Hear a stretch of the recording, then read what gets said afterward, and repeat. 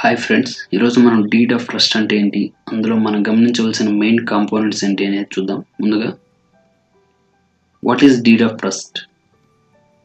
A deed of trust is essentially an agreement between a lender and a borrower to give the property to a neutral third party who will serve as a trustee. అంటే ఇక్కడ deed of trust అనేది ఒక agreement ఎవరెవరి మధ్య అంటే ఎవరైతే property owner ఉంటారో అతనికి, అలాగే లెండర్ ఎవరైతే లోన్ ఇస్తున్నారో వారికి మధ్య ఒక అగ్రిమెంట్. ఏమని అంటే ఆ ప్రాపర్టీని థర్డ్ పార్టీ కన్వే చేయలేని ఆ థర్డ్ పార్టీని ఇక్కడ ట్రస్టీ అని అంటారు. The trustee holds the property until the borrower pay off the debit. అంటే ఇక్కడ ట్రస్టీ అనే అతను ఏం చేస్తాడు అంటే ప్రాపర్టీని కన్వే చేశారు కదా, ఆ ప్రాపర్టీ రైట్స్ మొత్తం ఇప్పుడు ట్రస్టీ చేతిలో ఉంటాయి. ఎప్పటి వరకు అంటే ఎవరైతే ప్రాపర్టీ ఓనర్ ఉంటారో అతను లోన్ తీసుకుంటారు కదా, ఆ లోన్ తిరిగి పూర్తిగా చెల్లించేంత వరకు ఈ ట్రస్టీ అనే అతని చేతిలో ఓనర్షిప్ రైట్స్ మొత్తం ఉంటాయి.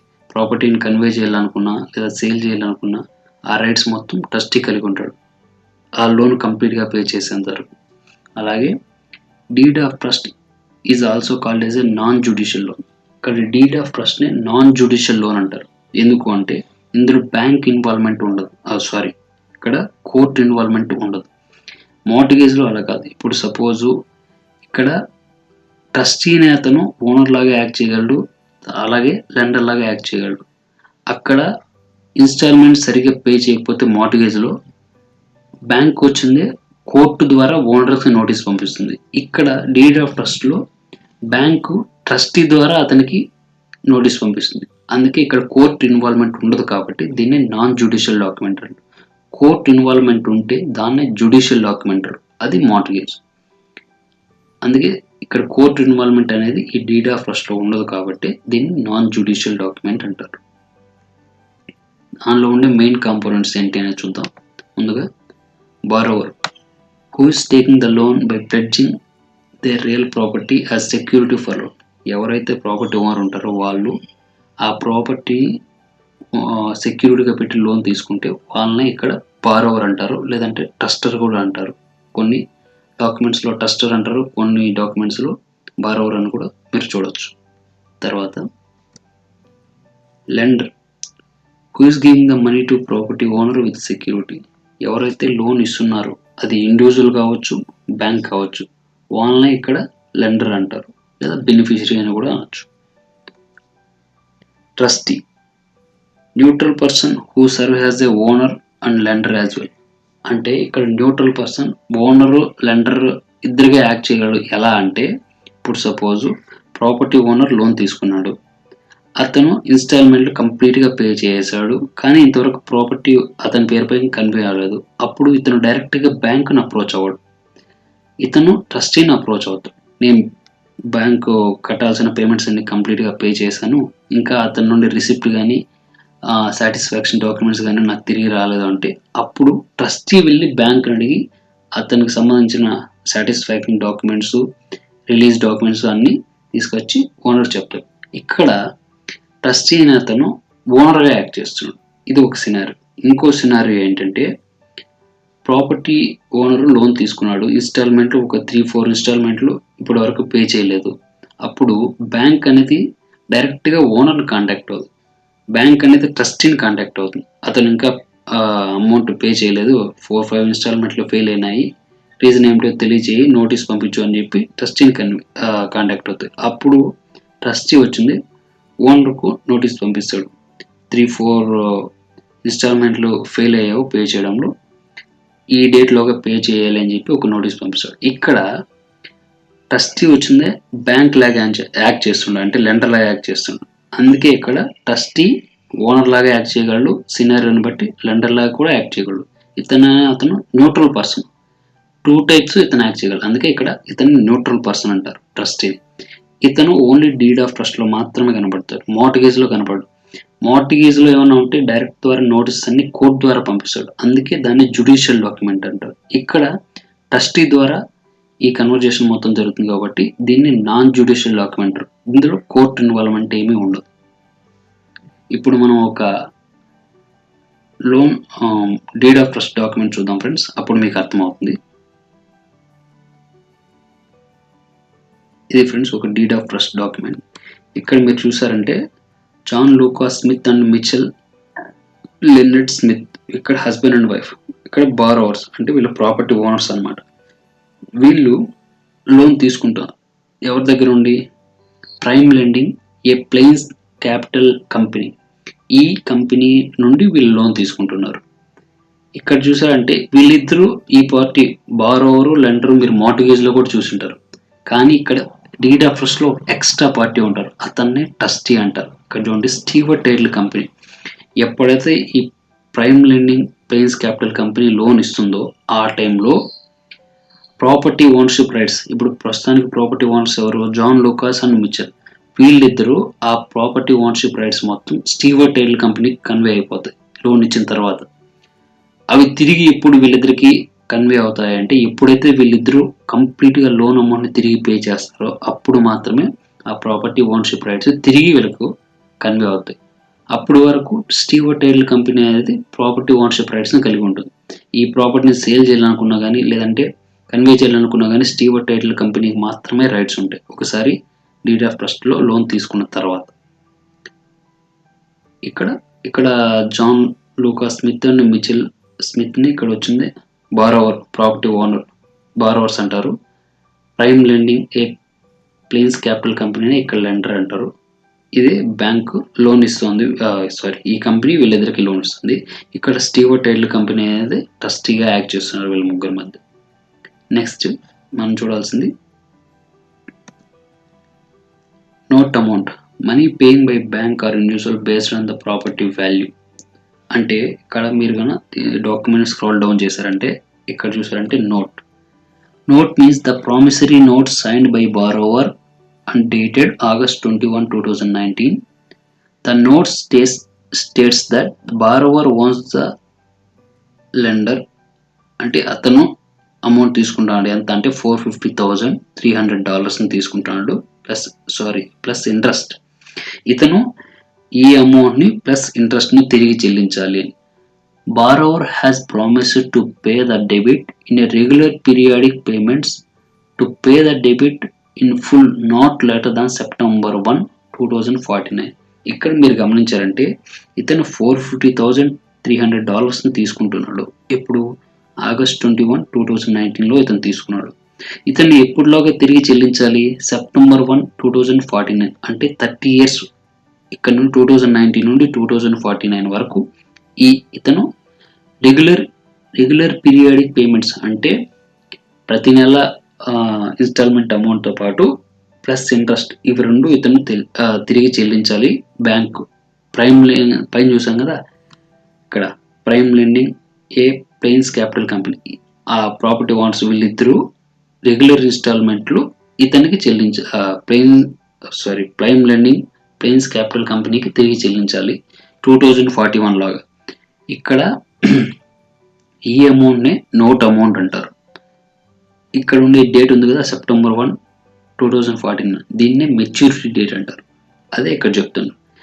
Money paying by a bank or individual based on the property. Bank ఇచ్చే లోన్ అమౌంట్నే ఇక్కడ నోట్ అమౌంట్ అంటారు. మెచ్యూరిటీ డేట్ అంటే అది ఎప్పుడులోగా తిరిగి చెల్లించాలి అనే తెలియజేసే డేట్ని మెచ్యూరిటీ డేట్ అంటారు. తర్వాత రైడర్స్ ఇన్ఫో. అలాగే మీరు ఆ డాక్యుమెంట్ని కొద్దిగా స్క్రాల్ చేశారంటే ఇక్కడ రైడర్స్ అని కొన్ని ఉంటాయి. రైడర్స్ అంటే ఏంటంటే ఇక్కడ ప్రస్తుతానికి అడ్జస్టబుల్ రేట్ అని ఒకటి ఉంది. అడ్జస్టబుల్ రేట్ అంటే ఏంటంటే ప్రాపర్టీ ఓనరు ఒకసారి లోన్ తీసుకున్న తర్వాత అతను ఇన్స్టాల్మెంట్ అమౌంట్తో పాటు ఇంట్రెస్ట్ కూడా పే చేయాలి కదా. ఆ ఇంట్రెస్ట్ అనేది ఇక్కడ అడ్జస్టబుల్ రేట్ రైడర్ అని మార్క్ చేసి ఉంటే ఆ ఇంట్రెస్ట్ ప్రతి నెల తరుగుతూ ఉంటుందన్నమాట. కానీ ఇక్కడ దీన్ని వాళ్ళు మార్క్ చేయలేదు. అంటే అతను కట్టాల్సిన ఇంట్రెస్ట్ ప్లస్ ఇన్స్టాల్మెంట్ అమౌంట్ 30 సంవత్సరాలు కట్టాలి కదా, ప్రతి నెల మారదు, సేమ్ ఉంటుంది అని అర్థం. ఇక్కడ ఒకవేళ ఇది మార్క్ చేసినట్టయితే అతను కట్టాల్సిన ఇంట్రెస్ట్ తగ్గుతూ ఉంటుంది. అప్పుడు అతను మంత్లీ పేయాల్సిన అమౌంట్ కూడా ఒక్కోసారి పెరుగుతుంది, ఒక్కోసారి తగ్గుతుంది. ఎప్పుడు అంటే ఇక్కడ ఇది మార్క్ చేసినట్టయితే. ఇక్కడ మార్క్ చేయలేదు కాబట్టి 30 years నెల అతను పే చేసిన అమౌంట్ సేమ్గా ఉంటుంది, మారదని అర్థం. తర్వాత కండోమినియం రైడర్ అంటే ఏంటంటే ఒక ప్రాపర్టీ ఓనరు అతని ఇల్లు పైన లోన్ తీసుకునేటప్పుడు ఆ ఇల్లు ఒక బిల్డింగ్లో కానీ ఉంటే సపోజ్ ఒక 10 ఫ్లోర్స్ ఉండే బిల్డింగ్ ఉందనుకున్నాం. దాంట్లో ఇతను హౌస్ ఎక్కడుంది? 5th ఫ్లోర్‌లో ఉన్నది ఇతని హౌసు. ఆ 5th ఫ్లోర్‌లో ఉండే హౌస్ పైన ఇతను లోన్ తీసుకుంటున్నారు అని తెలియజేసేటప్పుడు ఇక్కడ కండోమినియం రైటర్ అని మార్క్ చేస్తారు. ఏదైతే అపార్ట్మెంట్ ఉంటుందో దాన్నే యూఎస్‌లో కండోమినియం అంటారు. అతను పర్టిక్యులర్‌గా ఒక ఇంటి పైన లోన్ తీసుకుంటాడు కదా, దాన్నే యూనిట్ అంటారు. ఈ కండోమినియం అంటే ఏంటి? ప్లాన్డ్ యూనిట్ డెవలప్మెంట్, వీటి గురించి ఈ రైట్స్ గురించి నేను సెపరేట్ వీడియో చేయాలనుకుంటున్నాను. దాంట్లో నేను క్లియర్‌గా ఎక్స్‌ప్లెయిన్ చేస్తారు. ఎలా ఈ కండోమినియం రైట్ అంటే ఎలా ఉంటుంది? దాన్ని ఎందుకు ఆ పేరుతో పిలుస్తారు అనేది అక్కడ చెప్తాను. ఇక్కడ మీరు చూసారంటే ప్లాన్డ్ యూనిట్ డెవలప్మెంట్ రైటర్ అనే దాన్ని వీళ్ళు ఇక్కడ మార్క్ చేస్తారు. అంటే ఇతను ఏ ప్రాపర్టీ పైన అయితే లోన్ తీసుకుంటున్నాడో ఆ ప్రాపర్టీ ప్లాన్డ్ యూనిట్ డెవలప్మెంట్ అనే దాంట్లో లొకేట్ అయ్యి ఉంది అని అర్థం.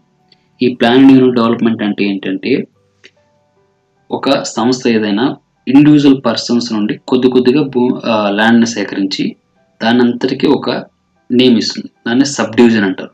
ఆ సబ్ డివిజన్ ఒక నేమ్ పెట్టిన తర్వాత ఆ సబ్ డివిజన్‌లో ఏ ప్లేస్‌లో రోడ్స్ రావాలి, ఏ ప్లేస్‌లో ఎలక్ట్రిక్ లైన్స్ రావాలి, ఏ ప్లేస్‌లో ఈ ఫ్లాట్స్ అంటే లాట్ అనేది సిచ్యువేట్ అయి ఉండాలి. ఇలా ముందుగానే డిజైన్ చేసి ఆ అసోసియేషన్ అలాగే దాన్ని కన్‌స్ట్రక్ట్ చేసి తర్వాత దాన్ని ఇండివిడ్యువల్‌గా చేసి చిన్న వాటిగా చేసి వాటిని లాట్స్ అంటారు. తర్వాత ప్రాపర్టీ ఓనర్స్ ఎవరైతే కొనుక్కుంటారో వాళ్ళకి కన్వే చేస్తుంది.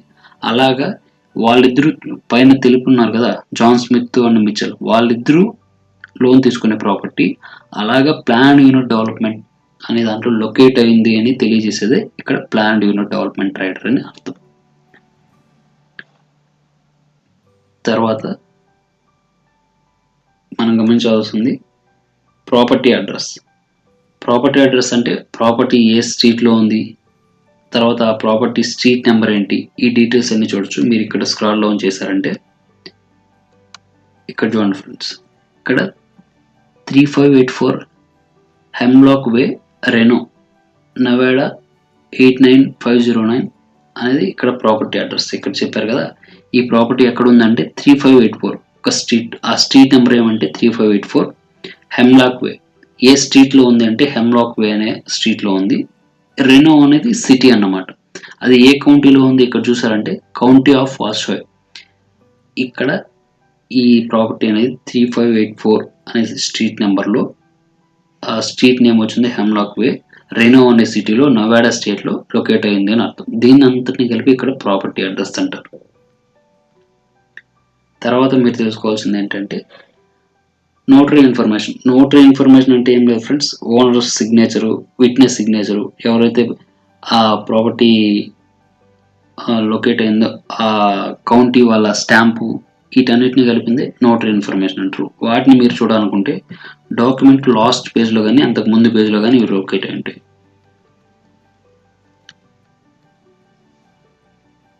ఇక్కడ చూసారంటే బారోవర్, ఇందాక చెప్పాను కదా property owners John Lucas Smith and Michelle Smith, వీళ్ళిద్దరి సిగ్నేచరు. తర్వాత ఇక్కడ చూసారంటే స్టాంపు, నోటరీ స్టాంపు, తర్వాత అతని సిగ్నేచర్, వీటన్నిటిని కలిపింది నోటరీ ఇన్ఫర్మేషన్ అంటారు. తర్వాత మీరు తెలుసుకోవాల్సింది లీగల్ డిస్క్రిప్షన్.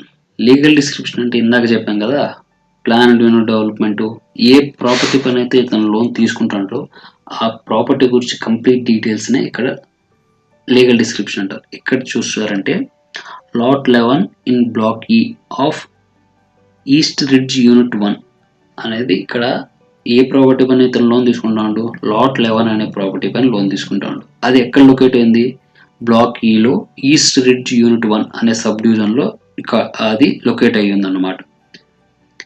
ఇక్కడ అది ఏ కౌంటీలో ఉంది అనే ఇన్ఫర్మేషన్ కూడా మీరు ఇక్కడ చూడొచ్చు. వాషోయ్ కౌంటీలో ఉంది, స్టేట్ ఆఫ్ నవాడా. ఈ డీటెయిల్స్ అందరినీ కలిపిందే ఇక్కడ లీగల్ డిస్క్రిప్షన్ అంటారు. ఈ లీగల్ డిస్క్రిప్షన్లో చాలా టైప్స్ ఉన్నాయి ఫ్రెండ్స్. లాట్ అండ్ బ్లాక్, ఇక్కడ మీరు చూస్తుండేది lot and block legal description. దీనిలోనే ఇందాక మీరు పైన రైడ్స్లో చూసినప్పుడు కండోమినియం ఒకటి గమనించారు. ఇక్కడ కండోమినియం అనేది వేరుగా ఉంటుంది. ఆ కండోమినియం అనేది ఏమిటి అనేది ఈ లీగల్ డిస్క్రిప్షన్లో అది ఒక పార్టు. ఈ lot and block, condominium, sectional legal, ఇవన్నీ లీగల్స్ డిఫరెంట్గా ఉన్నాయి. వీటి గురించి నేను సపరేట్ వీడియో చేసి ఒక్కో దాని గురించి క్లియర్గా ఎక్స్ప్లెయిన్ చేసేదానికి ట్రై చేస్తాను ముందు. తర్వాత మీరు గమనించాల్సి వచ్చింది లీగల్ డిస్క్రిప్షన్ తర్వాత రికార్డింగ్ ఇన్ఫర్మేషన్. రికార్డింగ్ ఇన్ఫర్మేషన్ అంటే ఇందాక మీరు ఇక్కడ నోటరీ ఇన్ఫర్మేషన్ చూసారు కదా, ఈ ప్రాపర్టీ ఓనర్స్ ఈ లోన్ తీసుకునేందుకు ఇంత అమౌంట్, టర్మ్స్ అండ్ కండిషన్స్ అన్ని ఒప్పుకొని సైన్ చేస్తారు.